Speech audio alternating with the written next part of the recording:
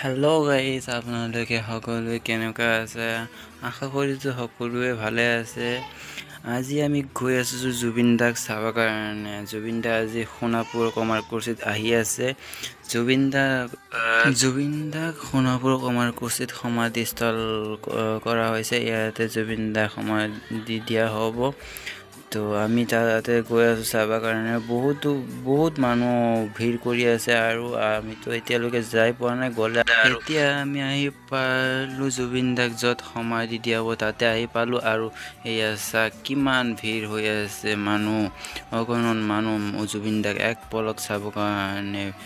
মানুহৰ কিমান দুখ লগা কথা যি জুবিন দা আমাৰ মাজৰ পৰা চিৰ বিদায় লৈছে।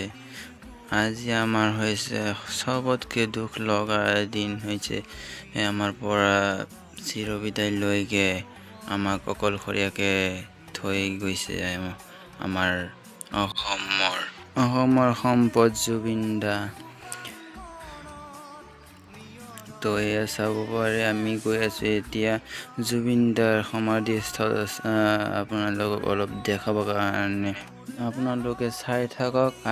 আৰু এটা কথা, মোৰ পেজটো ফ'ল' কৰি ৰাখক। জুবিন দা এতিয়া ফাৰ্ষ্টত মই দেখাব পাৰিম আপোনালোকক। তো এয়া চাওক কিমান মানুহ ভিৰ কৰি আছে। এতিয়ালৈকে জুবিন দা আহি পোৱা নাই, আহিব আৰু অলপমান পিছতে আহি পাব আমাৰ প্ৰিয় গায়ক জুবিন দা। তো এয়া চাওক কিমান মানুহ চাই আছে জুবিন দাক এক পলক। এয়া চাই থাকক। আৰু ক'ত মানুহ উঠি আছে জুবিন দাক চাবৰ কাৰণে। এয়া চাওক পাহাৰৰ ওপৰে উঠি আছে, বাঁহৰ বেৰা দিছে, বেৰাত উঠি আছে, গছত উঠি আছে। কি ক'ম আৰু, আপোনালোকে আহিলে চাব পাৰিলে হয়। ইমান মানুহ হৈছে।